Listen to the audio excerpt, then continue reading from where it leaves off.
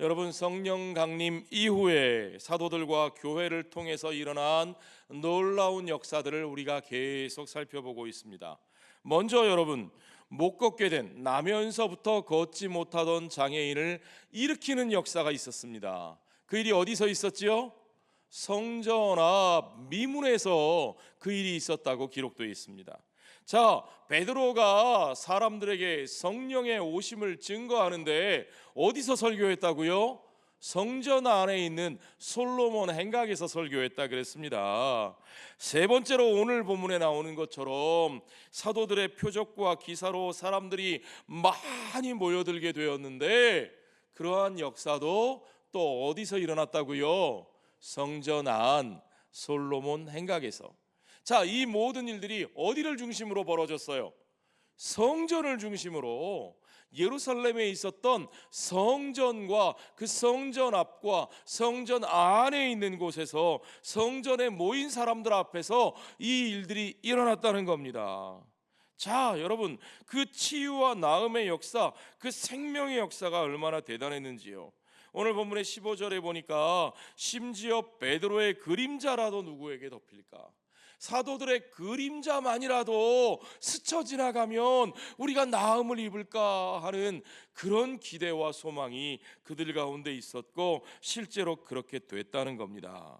자, 이 일들이 성전 안에서 벌어지니까 여러분, 성전의 권세를 가진 사람들이 따로 있었잖아요.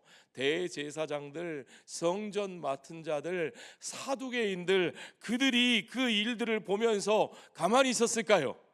그들이 어떻게 반응했을까요? 오늘 본문의 17절을 한번 보십시오. 대제사장과 그와 함께 있는 사람, 즉 사두개인의 당파가 다 마음의 시기가 가득하여 일어났다 그랬어요. 하필이면 그 모든 일들을 하나님께서 성전에서, 예루살렘에 돌로 지은 그 성전에서 그 역사를 일으키시니까, 하나님께서 돌로 지은 성전 가운데, 그 성전 가운데 역사하셨던 그 모든 일들과 이제 그 속에서 성령을 부어주심으로 말미암아 예수 그리스도의 몸으로 세우신 새로운 성전의 공동체, 옛 성전과 새 성전의 공동체 속에서 일어나는 일들이 어떤 것인지를 주님께서 뚜렷하게 대비시켜 보여주셨다는 거죠.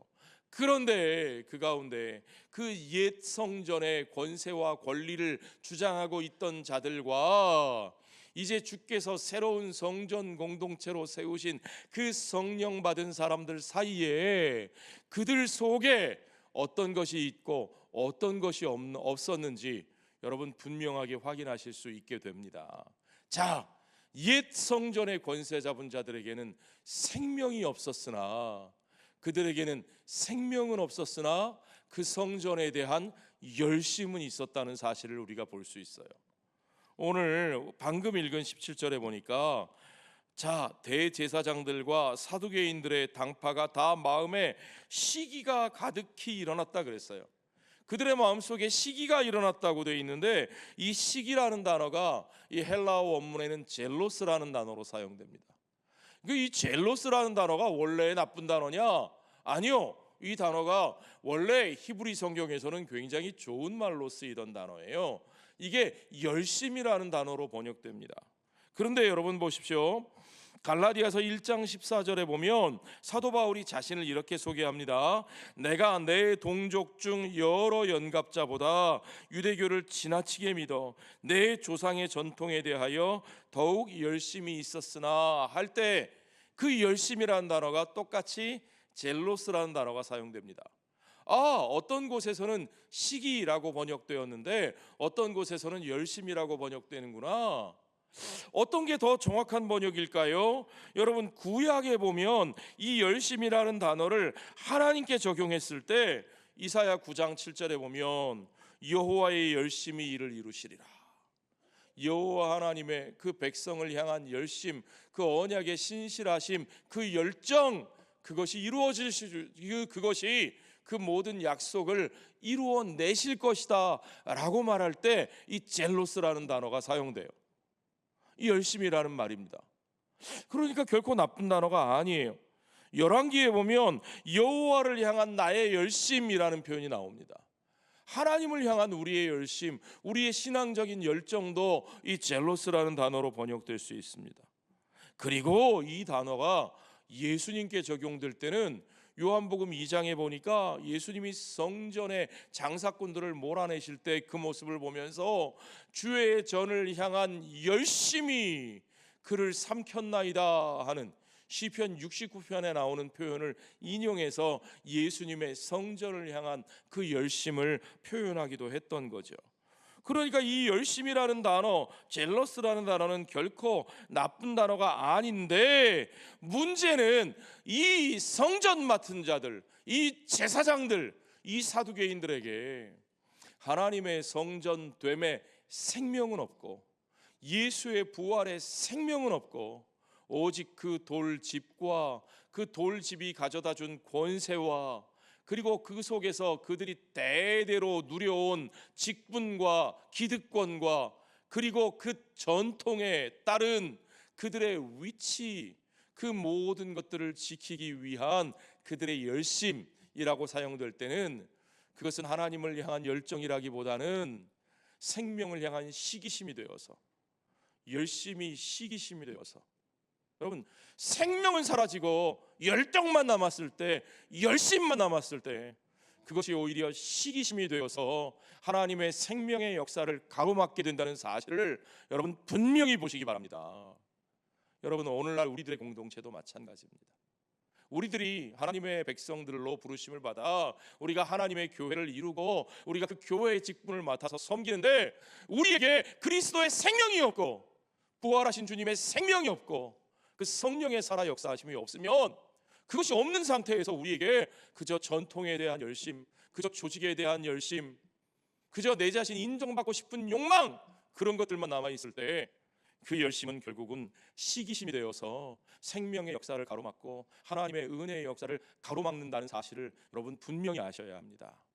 우리들의 공동체에는 그 생명이 살아있어야 합니다. 자, 그 생명을 증거하는 사도들, 그리고 그 생명을 증거하는 사도들을 가로막고 있는 이 성전의 권세 잡은 자들 사이에 어떤 일이 일어나는지 보십시오. 자, 이들이 사도들을 붙잡아다가 감옥에 가두었어요. 성전에서 권리도 없는 자들이 생명을 증거하니까 그들이 불쾌하였고 시기심이 일어나서 그들을 감옥에 가뒀어요. 감옥에 가둔 그들에게 주의 사자가 나타나십니다. 이제 우리를 구해 주시려나 보다, 살았다. 그러고 보니까 주님의 사자가 뭐라고 말씀하셔요? 19절에 보세요. 주의 사자가 밤에 옥문을 열고 끌어내어 이르되, 이제 꺼내 주시나 보다. 그런데 20절에 보니까 가서 어디에 서서? 성전에 서서. 어디서 붙잡혀 왔어요? 성전에서 붙잡혀 왔는데 다시 어디로 가라고요? 성전으로 가라고요. 이게 뭡니까 도대체? 성전에서 성전의 권세 잡은 자들에게 끌려와서 감옥에 들어갔는데 이제 우리를 구해 주시나 싶었더니 다시 그곳으로 가라고 말씀하시는 겁니다. 어떻게 그럴 수 있어요? 그들이 아무리 협박해도 우리는 생명의 말씀을 들고 있기에 분명히 주의 사자가 말씀하십니다. 성전에 서서 이 생명의 말씀을 다 백성에게 말하라. 이 생명의 말씀을 다 백성에게 말하라 그랬습니다. 이게 중요합니다. 여러분, 아직 이 사람들의 운동을 뭐라고 부르는지 정확한 호칭이 없을 때예요. 그리스도인이다, 기독교인이다 하는 말은 나중에 안디옥에 가서 이방 사람들이 붙여준 말이고요. 아직 뭐라고 부르는지 모르는 공동체인데, 무슨 운동을 하고 있는지 모르는 공동체인데, 주님의 사자가 그들에게 말씀하시기를 너희가 전하고 있는 것은 생명의 말씀이라. 이 생명, this life, 이 생명에 대한 말씀이라. 너희가 가서 그 말씀을 전하라고 말씀합니다. 가서 성전에 서서 이 생명의 말씀을 다 백성에게 전하라. 주님은 그 생명의 말씀, 그들이 전하는 복음을 생명의 말씀이라고 말씀하고 있습니다. 이게 중요해요. The living word, 그저 살아있는 생명력 있는 말씀이 아니라 The words of this life, 이 생명에 관한 말씀이에요. 이 생명이 뭡니까? 그리스도 예수의 부활하심. 예수 그리스도의 부활하심으로 말미암아 그를 믿는 모든 이들에게 하나님께서 주신 새로운 생명. 예수께서 가라사대 나를 믿는 자는 죽어도 살겠고 무릇 살아서 나를 믿는 자는 영원히 죽지 아니하리라 말씀하신 그대로 예수 그리스도, 죄와 사망을 이기고 죽음을 이기고 부활하신 예수 그리스도 안에서 그를 믿음으로 말미암아 그와 함께 영원히 부활의 소망을 가지고 이 땅을 사는 자들에게 주신 그 새 생명, 그 새로운 생명이 우리 안에 있고 그 새로운 생명으로 살아가는 우리의 삶, 그것으로 드러난 치유의 역사, 우리에게 그 부활의 생명이 있기 때문에 그 부활의 생명을 믿는 자들에게 그 부활의 성령이 주어지시고 그 성령을 부으심 받은 자들에게는 안진뱅이가 일어나고 삶이 변화되고 막혔던 소통의 길이 열리고 그들의 삶이 하나 되는 놀라운 생명의 역사가 그들 삶에서 일어나고 있다는 겁니다. 그 삶의 역사가 다른 곳이 아니라 어디에서요? 바로 예루살렘 성전 앞에서 벌어지고 있다는 거죠. 하나님이 왜 그렇게 하셨을까요? 주님은 옛 성전과 새로운 성전이 뚜렷하게 대비되어 우리 앞에 드러나기를 원하셨다는 겁니다. 새로운 성전으로 세워진 새로운 삶, 새 생명을 품고 새 생명으로 역사하는 새로운 삶을 우리에게 가르쳐 주시는 거죠. 자, 여러분, 예루살렘 성전은 이스라엘 백성들에게는 생명과도 같은 것이었습니다. 하나님과 함께하는 그들의 언약 백성된 삶의 아이덴티티, 정체성을 드러내는 것이 바로 그 성전이었죠. 성전이 어떻게 세워집니까? 출애굽 직후에 시내산에서 언약을 주시고 그들과 함께 동행하신 하나님께서 성막을 짓게 하시고 그 성막 가운데 임재하셨어요. 하나님께서 그들에게 가나안 땅을 주신 후에는 이스라엘 성전 국가의 중심을 예루살렘에 두시고 그곳에서 이스라엘에게 대리석으로 백향목으로 아름다운 성전을 지어 주셔서 그 성전을 중심으로 그 백성이 하나님을 예배하는, 하나님을 섬기는 백성됨의 정체성을 세우게 하셨고, 그 나라가 멸망한 뒤에도 포로로 끌려갔던 백성이 돌아온 이후에도 그들이 다시 나라는 되찾지 못했을지라도 성전은 재건하여서 성전을 중심으로 하나님을 예배하면서 하나님의 백성됨의 그 정체성을 지켜나가게 했던 그곳이 바로 성전입니다. 그러니까 성전이 그들에게는 생명이고 성전이 그들에게는 하나님과 함께하는 증거가 되었던 자리입니다. 그런데 여러분, 하나님의 아들이신 예수 그리스도께서 이 땅에 오셨을 때 뭐라고 말씀하셨어요? 요한복음 2장 19절에 보니까 예수께서 대답하여 이르시되 너희가 이 성전을 헐라, 깜짝 놀랄 얘기죠. 성전을 헐라, 이 얘기 때문에 예수님이 얼마나 재판받으시면서 곤욕을 당하셨는지 몰라요. 저 사람이 성전을 헐겠다고 한 사람이다, 성전을 허물겠다고 했다. 그러나 예수님의 말씀을 잘 들어보세요. 너희가 이 성전을 헐라, 내가 사흘 동안에 일으키리라. 사도 요한은 요한복음 2장 21절에서 예수님의 그 말씀의 의미가 무엇이었는지를 우리에게 분명히 가르쳐 줍니다. 그러나 예수는 성전된 자기 육체를 가리켜 말씀하신 것이라. 예수님은 그 건물을 자신이 헐겠다고 말씀하신 것이 아니라 이 땅에 살과 피를 입으시고 오신 그분의 육신, 임마누엘 하신 하나님의 육신이, 그것이 바로 하나님의 참된 성전이라고 말씀하시고, 이제 그들이 그의 육신을 십자가에 못 박고 창으로 찌르고 피 흘려 죽게 한 후에도, 그 성전이 허물어진 뒤에도 그가 사흘 만에 부활하사 다시 이 땅에 하나님의 참된 성전으로 세워지게 될 것을 우리에게 말씀하셨다는 사실입니다. 자, 여러분, 그렇습니다.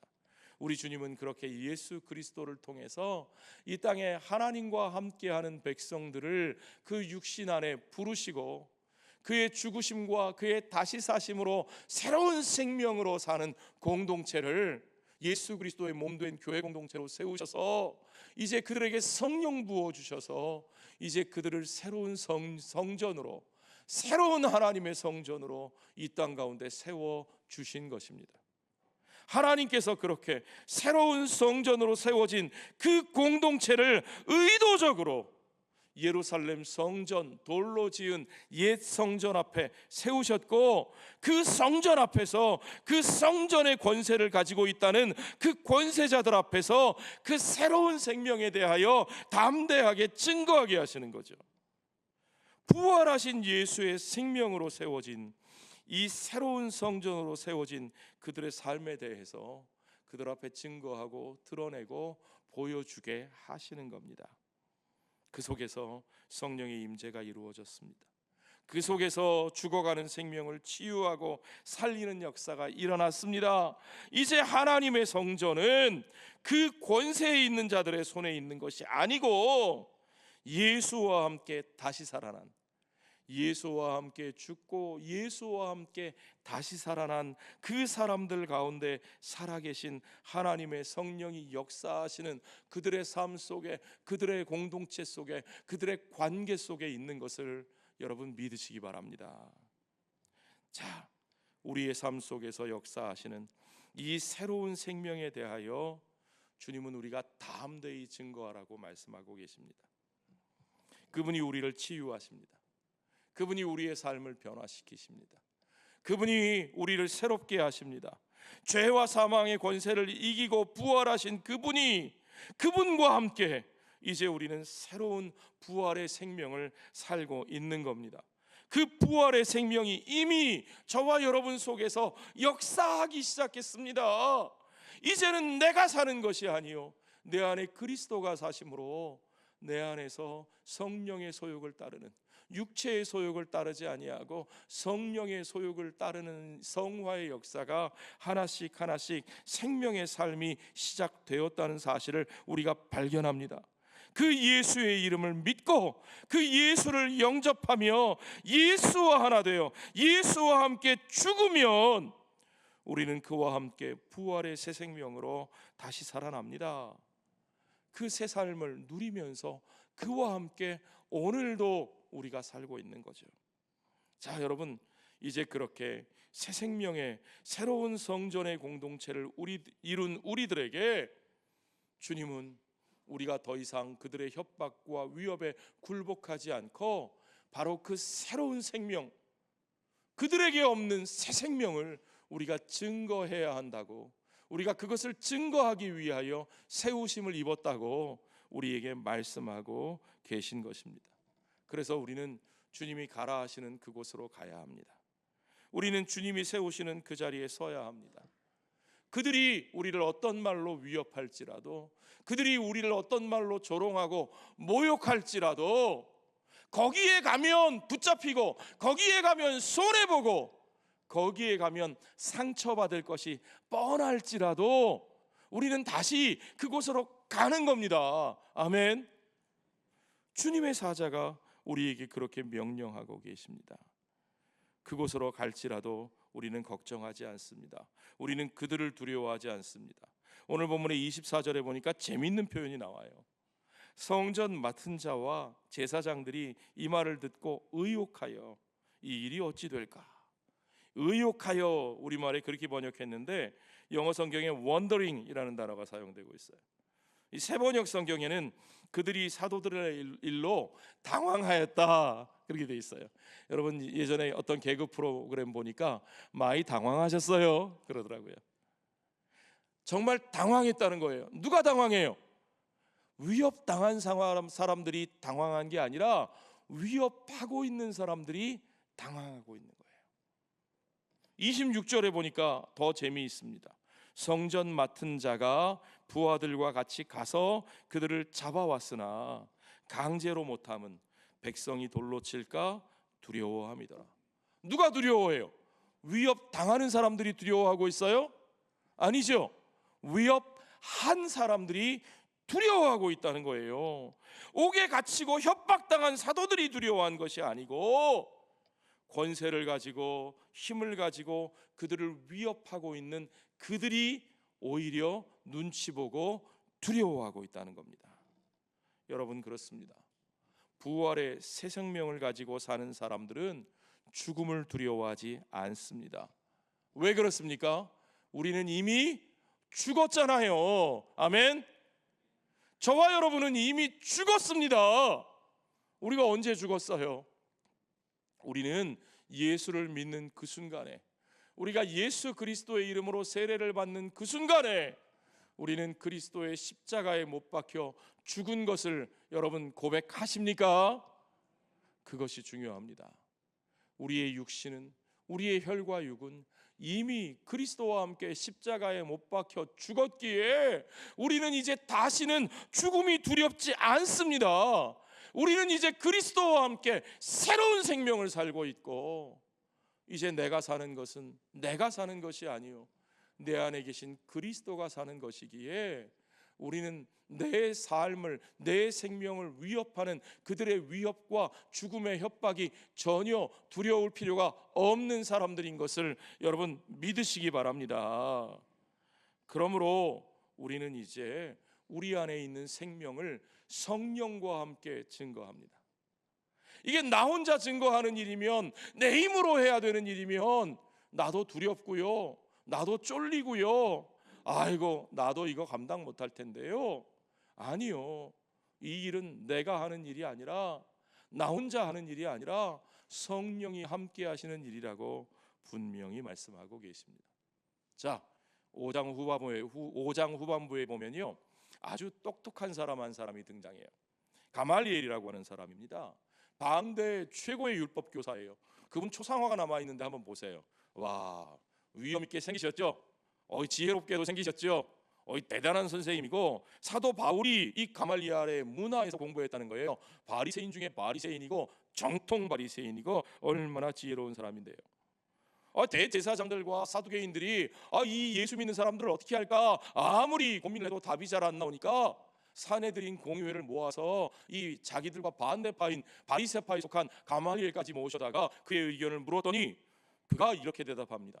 35절부터 39절 사이에, 오늘 읽지는 않았지만 보면, 자 봐라, 옛날에 스스로 메시아라고 나섰던 사람들이 여럿 있었는데 지나고 나서 보니까 그들이 죽고 나니까 다 스스로 어디 갔는지 모르게 사라졌다. 그러니까 이 예수에 관한 이야기도 결국은 그 사람이 사람으로부터 난 일 같으면 놔두면 그냥 저절로 사라질 거고, 만약에 이 일이 하나님이 하신 일 같으면 너희가 잘못 방해했다가는 하나님께 큰 벌을 받게 될 테니까 너희를 그냥 가만히 있어. 이게 세상에 머리 좋은 사람이 하는 얘기입니다. 세상에 똑똑한 사람들이 요리조리 피해가면서 하는 얘기입니다. 여러분, 세상의 지혜를 가지고 고민해봐야 겨우 나오는 대답이 이런 거예요. 이런 거. 38절부터 보니까 가말리엘이 이렇게 말해요. 이제 내가 너희에게 말하노니 이 사람들을 상관하지 말고 버려둬라. 이 사상과 이 소행이 사람으로부터 났으면 무너질 것이요, 만일 하나님께로부터 났으면 너희가 그들을 무너뜨릴 수 없겠고 도리어 하나님을 대적하는 자가 될까 하노라. 그러니까 내버려 두라는 거예요. 지켜보라는 거예요. 이게 얼마나 인간적인 판단입니까? 사람들 중에 어떻게 되는지 보다가 적당히 넘어가라 하는 얘기죠. 자, 여러분, 우리는 누가복음 20장에 나오는 장면에서도 그들이, 그 종교적 권위를 내세우는 자들이 사실은 얼마나 인간적인지를 이미 확인할 수 있었습니다. 예수님께서 권세 있는 일을 행하시니까 그들이 예수님 앞에 와서 따져 묻습니다. 누가 당신에게 이런 권세를 주었느냐? 누구의 이름으로 당신이 이런 일을 하느냐? 무슨 권위로? 그러니까 예수님은 그들에게 되묻습니다. 그러면 너희들 세례 요한의 일은 하늘로부터 난 것이냐, 사람으로부터 난 것이냐? 그러니까 이 사람들이 당황하기 시작했어요. 많이 당황하셨어요. 누가복음 20장 5절 6절에 보니까 그들이 서로 의논하여 이르되 만일 하늘로부터라 하면 어찌하여 그를 믿지 아니하였느냐 할 것이요. 왜요? 세례 요한은 예수님을 하나님의 어린 양이라고 증거했으니까요.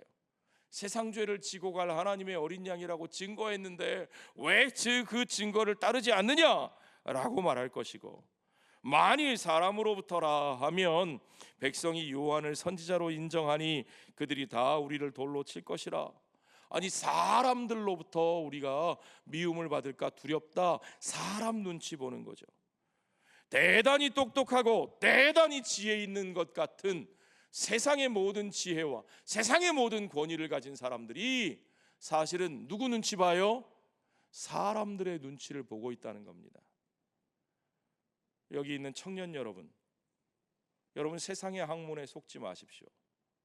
여러분이 진리라고 생각하는, 대단한 권세를 가지고 있다고 생각하는 오늘날의 트렌드도 사실은요, 그거 객관적인 진리가 아니고 사람들의 생각과 유행과 그 이익을 쫓아 만들어낸 하나의 입장이라는 사실을 여러분 잘 보셔야 합니다. 그들이 내세우는 권위에 속지 마십시오. 철저하게 인간적인 대답입니다. 그래서 결국 그들 자신이 어디서부터 온 자들인지 아무리 대단한 권위로 포장하고 있어도 결국은 그들이 사람으로부터 온 것임을 그들 스스로가 입증하고 마는 거죠. 그런데 여러분, 오늘 그 권세자들 앞에서 당당하게 증거하는 사도들의 대답을 확인해 보십시오. 사도들은 사람들에게 순종하지 않습니다. 사람들에게 의존하지 않습니다. 사람들의 권위를 의지하지 않습니다. 29절에 보니까 베드로와 사도들이 분명하게 다시 한번 대답하되 사람보다 하나님께 순종하는 것이 어떠하다? 마땅하니라. 마땅하니라. 두 번째로 사도들은 하나님이 하신 일을 분명히 목격했습니다. 그들은 하나님이 하신 일의 증인입니다. 30절에 보십시오. 너희가 나무에 달아 죽인 예수를 우리 조상의 하나님이 살리시고 이스라엘에게 회개함과 죄사함을 주시려고 그를 오른손으로 높이사 임금과 구주를 삼으셨느니라. 분명히 일어났던 그 사실, 역사 속에서 일어났던 그 사실, 부인할 수 없는 그 사실, 너희가 나무에 달아 죽인 그 예수를 하나님께서 무덤에서 일으키셨고 그가 살아나셨고 그가 이스라엘에게 회개와 죄사함을 주시려고 이제 그가 임금과 구주로 하나님 나라의 왕으로 등극하신 그 사실을 분명하게 증거하고 있습니다. 이제 마지막으로 그것을 증거하는 이가 그들뿐만 아니라 성령 하나님이신 것을 담대하게 선포합니다. 32절에 보십시오. 우리는 이 일의 증인이요 하나님이 자기에게 순종하는 사람들에게 주신 성령도 그러하니라. 우리가 그 일을 보고 너희들 앞에 증거하는 것일 뿐만 아니라 하나님께서 우리에게 부어주신 성령, 그 성령 하나님께서 친히 우리와 함께 그것을 증거하고 있노라고 말씀합니다. 자, 여러분, 이 모든 일을 통해서 하나님이 무엇을 이루십니까? 31절에 기억하시죠? 이스라엘에게 회개와 죄사함을 주시려고 하나님께서 이 역사를 이루어 내셨다는 겁니다.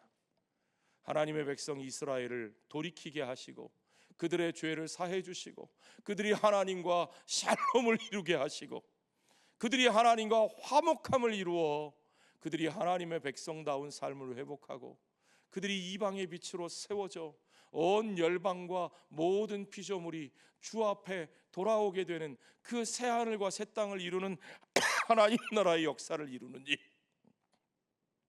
성경은 그것이 바로 성전의 역할이라고 말씀하십니다. 성경은 그것이 바로 하나님께서 이스라엘에게 성전을 주셨던 이유라고 우리에게 가르쳐 줍니다.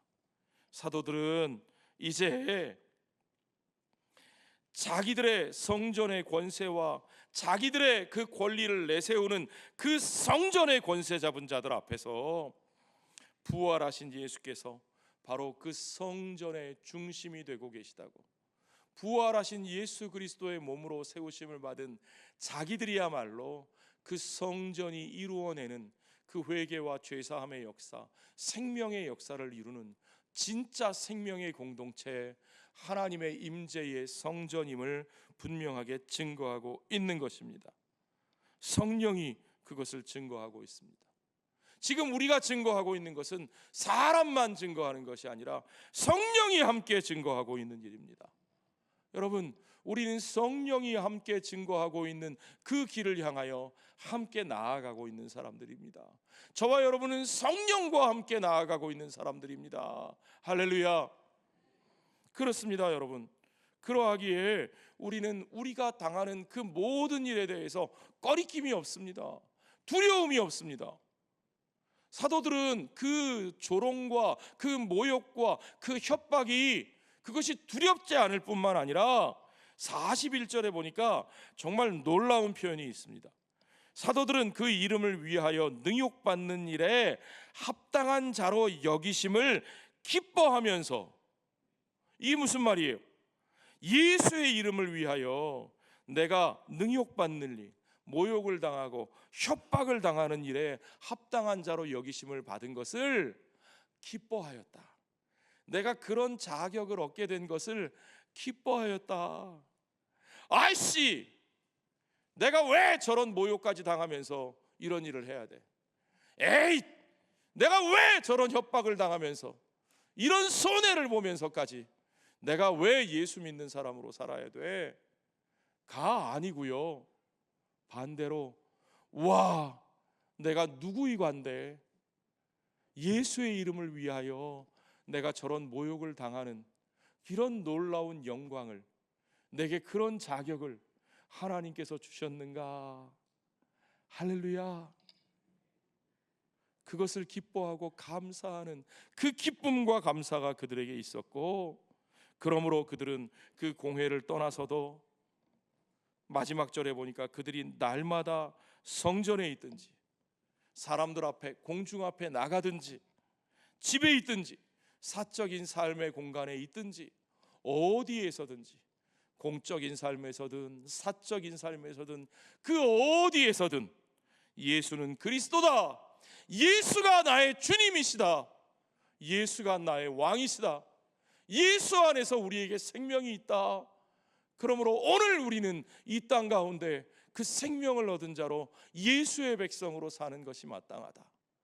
그 예수가 걸어가신 길, 그 사랑의 길, 그 용서의 길, 그 화해의 길을 걸어갈 때 우리가 어리석은 자가 아니라, 우리가 바보가 아니라, 우리가 미련한 자들이 아니라 우리가 승리하는 자요, 우리가 진정으로 생명의 길을 걷는 자요, 예수의 생명이 우리 안에 있어 우리가 예수와 함께 영광받는 그의 나라에 서게 되는 것을, 그들 앞에 당당하게 선포할 수 있는 것을 여러분 믿으시기 바랍니다.